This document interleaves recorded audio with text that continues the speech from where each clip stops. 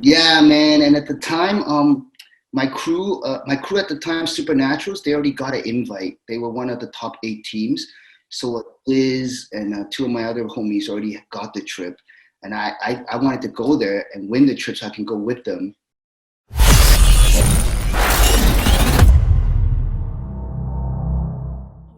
You were saying that you were in Supernaturalz, right? Now, for the people watching, what is the well? First, how did you get down with Supernats, and what is the history? Because Supernaturalz is important to the not only Toronto timeline, but to the Canadian timeline. You know what I'm saying? So break that down for us. I always got to shout out Supernaturals. I was in that crew for 18 years.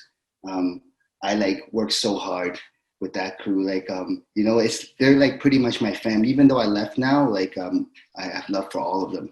I didn't leave on bad terms, but it's funny how I actually got down with them, and because like I said, I was from Pickering. Hmm. I was hella young. I didn't know much about the history of breaking. I was just kind of doing stuff. I would mimic stuff that I see in videos and all that. Right. And We then, all do.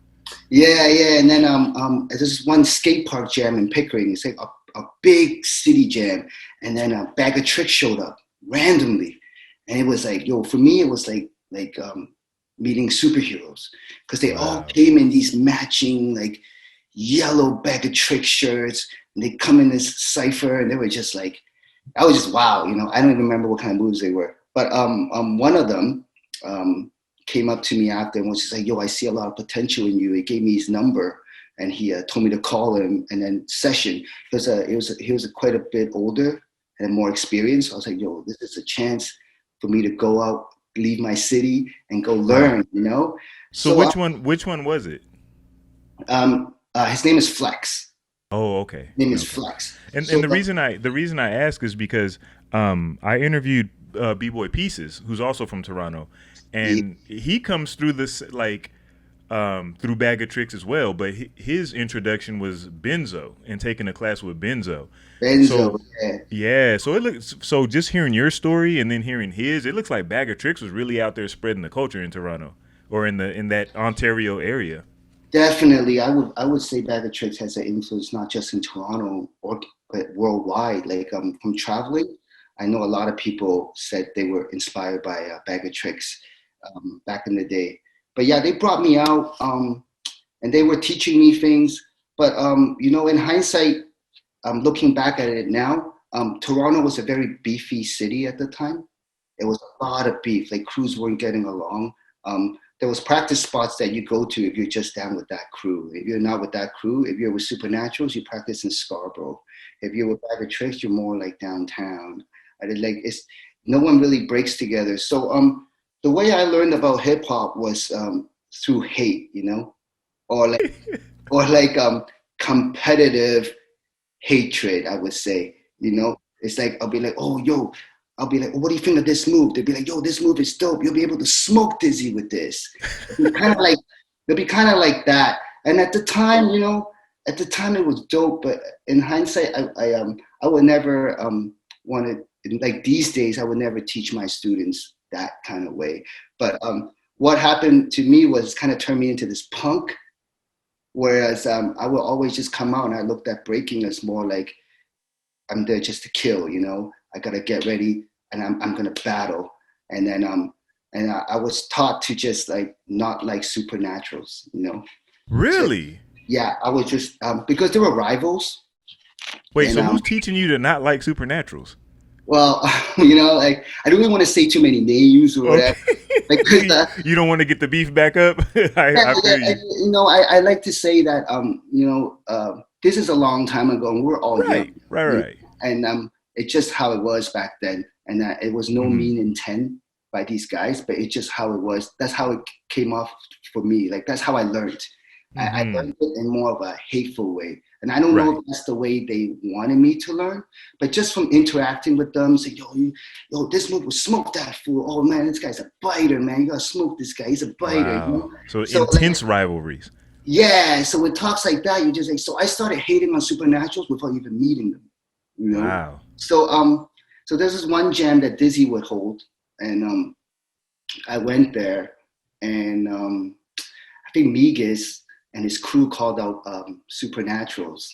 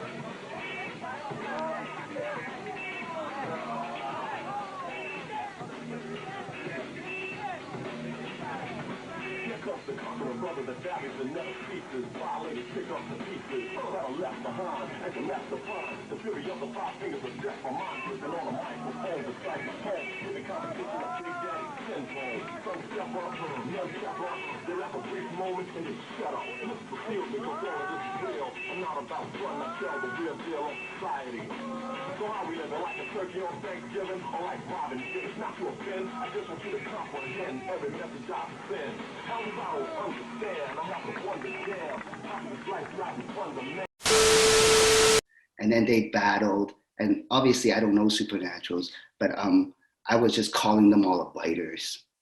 Like, So you're just on the sideline calling them biters, yeah, and you have no idea what's going. I had no idea. I didn't really know much about hip hop. I was just kind of following what the older cats were doing. But you knew what this meant. I knew this was a bite, and no, I don't know if they were really biting. It's just that's all I know. So I would just call them a bite, and then somehow they saw me do it on tape. Supernatural saw me calling them a bite. So then I went to a supernatural practice at one time. Oh yeah, I went to a supernatural practice at one time, and two of those guys are super nice. I got to shout out Ammo, and I got to shout out TJ from Supernaturalz, because they were from Scarborough, which is close to Pickering, and we have common interests. We're all Asian guys. We're a little bit more quiet, so I got along with them, and they brought me to supernatural practice. But some of the more supernatural, the harder guys were not having it. They're like, yo, this guy called us a biter. Oh. Why is this guy here? And then I was like, yo, like, back then, like I was a punk, because that's all I know. That be like, yo, you are a biter. This guy told me you're a biter. It's just all super childish shit, But to Supernatural's credit, like, they felt my vibe, and they were like giving me a chance, They were like, yo, like, this guy's dope, he's cool, like, we're friends, maybe we can, like, get to know each other. And it took me kind of like a while to feel like I was cool with them, because some of them were a little bit hesitant, and me too. Also, I was a little hesitant, because everyone I hung out with before I joined Supernats were people that did not like Supernaturalz. So in your mind, you've been hearing anti-supernatural rhetoric this whole time, and now you're with them, and you're like, well, it's not as bad as everybody's saying it is, but let me feel it out. Yeah, they were good peoples, Like, I find that, like, I could get along with them outside of the dance floor, and then what's the point?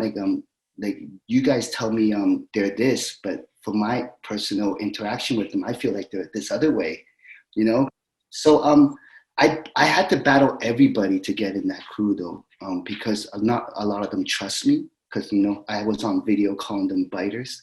So that was one of the reasons why I was so loyal to Supernaturalz after I got down, was because I knew they were second guessing me, but they gave me a chance, like, man, like, if I think about it now, if I see a guy call me a biter, would I really open my arms for him to join my crew, So I gave them a lot of credit for them doing that. And then from when I got down, that was the thing for me. I was like, yo, I'm gonna ride or die with this crew, because I knew that they second guessed, but people fought for me. to get That's down. crazy. And Yeah, it makes total sense because in psychology you learn that the bond between two people who originally didn't like each other is stronger than the bond between people who always liked each other. And really. yeah. So people like this, right? So let's say like you got like you and Bag of Tricks, right? Instantly got together. So you had to go from here to here to be down with them, right? And appreciate them, right? But you and Supernaturalz were farther apart. So it took more work to get Wow. close. So because you had to actually invest more into developing that relationship and you had more like skin in the game, it makes the bond stronger. Oh yeah, I never thought about that. Like that makes a lot. Yeah. So it makes perfect sense that like you were like, wow, you know what I'm saying? And like I've had people that initially I don't know, I guess it's a bad thing, but you know how sometimes you meet people and you instantly just don't like them Yeah, and yeah. you have no apparent reason except for, you just don't like them. But It's just then once you get to know them and you do like them, you're like, that's my dude, you know what I'm saying? Or like that's my homegirl, like that, yeah. you know what I'm saying? I was Word, like, word, that was me with all the Supernaturals, I think. word. Like, So what generation were you? I was the fifth generation. Okay. Like I was the generation before we let in a whole bunch of new guys because when I got down, they were kind of already slowing down.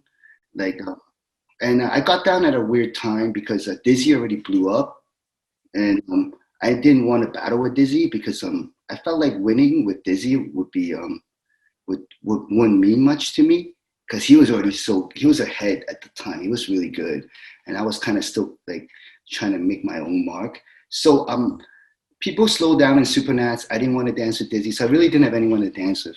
Wow. And I wasn't like breaking with Bag of Tricks no more at the time because I was with Supernats. But I still got to shout out Bag of Tricks because even though I joined Bag of Tricks, I was still friends with them. They were still cool.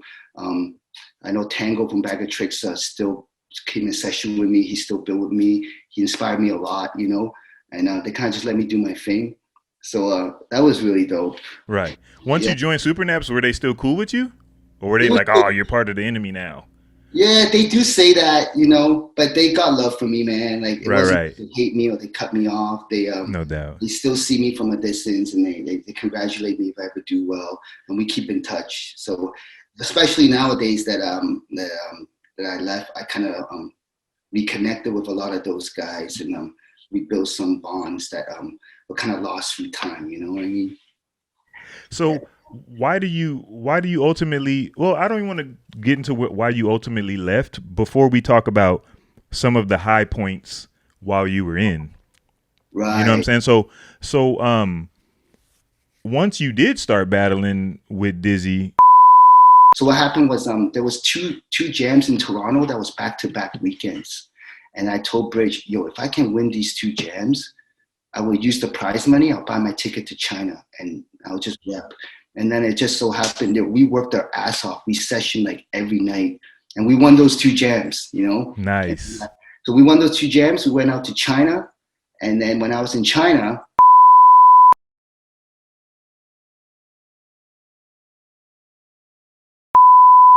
For more quality content from Beyond the Cypher with Illskillz, don't forget to press the like and subscribe buttons. Let us know how we're doing in the comment section, and to make sure you don't miss anything from the channel, smash that notification bell. We appreciate the love and support. Peace until the next episode.